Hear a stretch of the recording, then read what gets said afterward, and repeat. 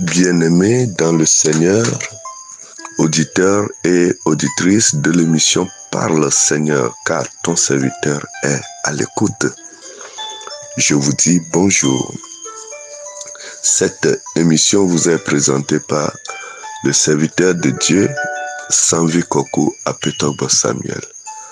Parle Seigneur, car ton serviteur est à l'écoute.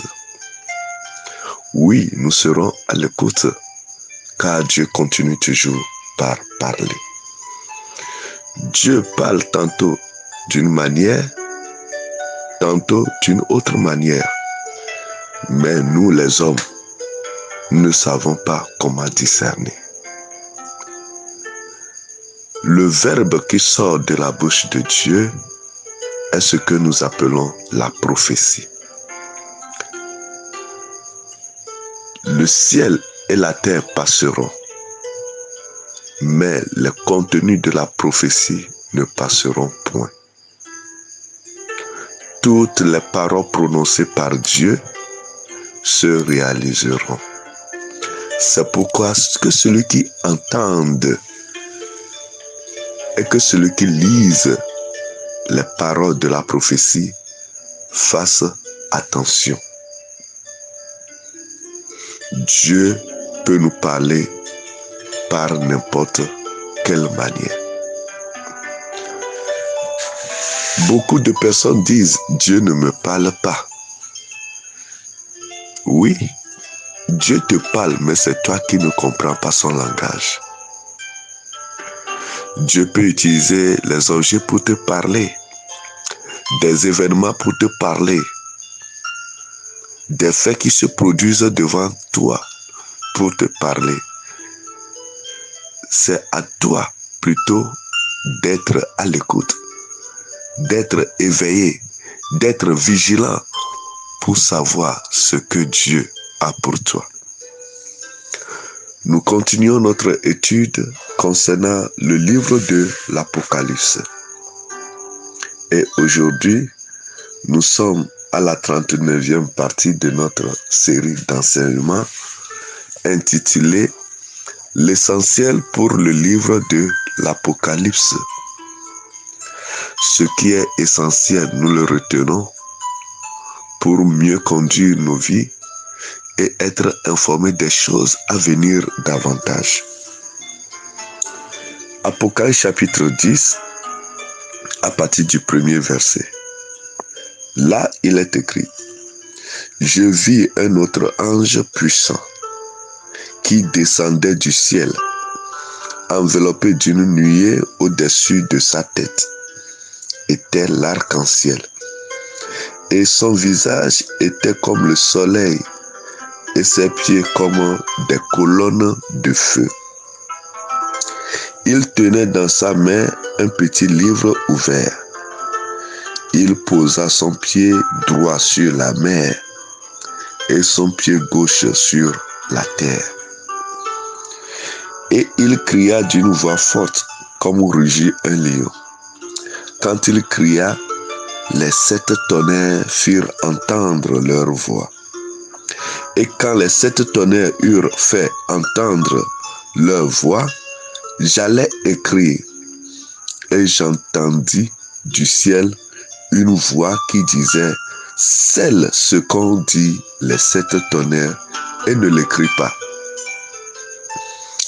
Et l'ange que je voyais debout sur la mer et sur la terre leva sa main droite vers le ciel et jura par celui qui vit au siècle des siècles, qui a créé le ciel et les choses qui y sont, la terre et les choses qui y sont, et la mer et les choses qui y sont, qu'il n'y aurait plus de temps, mais qu'au jour de la voix du 7e ange, quand il sonnerait de la trompette, le mystère de Dieu s'accomplirait, comme il a annoncé à ses serviteurs les prophètes. Et la voix que j'avais entendue du ciel me parla de nouveau et dit « Va, prends le petit livre ouvert dans la main de l'ange qui se tient debout sur la mer et sur la terre. » et j'allai vers l'ange en lui disant de me donner le petit livre. Et il me dit, prends-le et avale-le. Il sera amer à tes entrailles, mais dans ta bouche, il sera doux comme du miel. Je pris le petit livre de la main de l'ange et je l'avalai.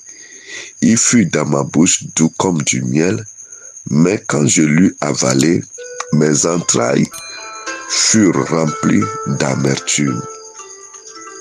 Puis on me dit, il faut que tu prophétises de nouveau sur beaucoup de peuples, de nations, de langues et de rois. Bien-aimés auditeurs et auditrices, beaucoup de choses à apprendre dans ce passage. La Bible nous dit dans le premier verset de l'Apocalypse 10 que l'ange puissant qui descendait du ciel fut enveloppé d'une nuée au-dessus de sa tête, était l'arc-en-ciel, et son visage était comme le soleil, et ses pieds comme des colonnes de feu. Cela nous rappelle un peu l'image de notre Seigneur Jésus-Christ qui a été révélée à son serviteur l'apôtre Jean au début du livre de l'Apocalypse. Quelle leçon nous pouvons tirer dans ce petit verset? Celui qui vient de la part de Dieu est toujours couronné de la gloire du Père. Vous ne pouvez pas être envoyé par Dieu sans être impacté par sa gloire. Celui qui vient au nom du Seigneur est revêtu de sa puissance et de sa gloire. Dieu ne peut pas vous appeler et vous envoyer la main vide. Vous ne pouvez pas aller vers Dieu après l'appel et repartir les mains vides. Celui qui reçoit l'appel de Dieu et qui répond à sa vocation est toujours impacté par sa présence. Vous quittez la présence de Dieu avec la gloire de Dieu. Vous quittez la présence de Dieu avec sa puissance. Vous quittez la présence de Dieu avec son autorité. Vous quittez la présence de Dieu avec sa recommandation. Vous quittez la présence de Dieu avec le mandat qu'il vous donne, l'autorisation qu'il vous donne de pouvoir exercer le ministère pour lequel il vous a envoyé. L'ange descendu du ciel, il descendu du près du ciel de Dieu, le Père, ayant reçu une recommandation. Et il a besoin de la puissance pour pouvoir l'accomplir. Es-tu appelé par Dieu? Est-ce que Dieu t'a assigné une tâche? Est-ce que Dieu t'a donné une responsabilité de faire son œuvre? Alors, ne quitte pas la face de Dieu sans être revêtu de sa puissance.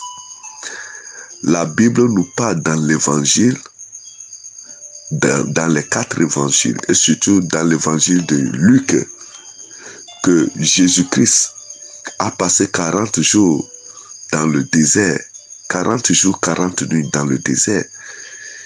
Il a cherché la face du Seigneur. Il a été éprouvé dans le désert et tenté par le diable aussi. Mais lorsqu'il quitta la face de Dieu, la Bible dit qu'il était revêtu de la puissance d'en haut. Il était revêtu de la puissance de l'Esprit. Il était revêtu de l'Esprit de Dieu. Et c'est là où il est rentré dans le temple. Il a pris le rouleau du prophète Ésaïe, l'a lu et il a dit, aujourd'hui, cette prophétie s'est accomplie. Ne quittez jamais la face de Dieu sans être revêtu de sa puissance.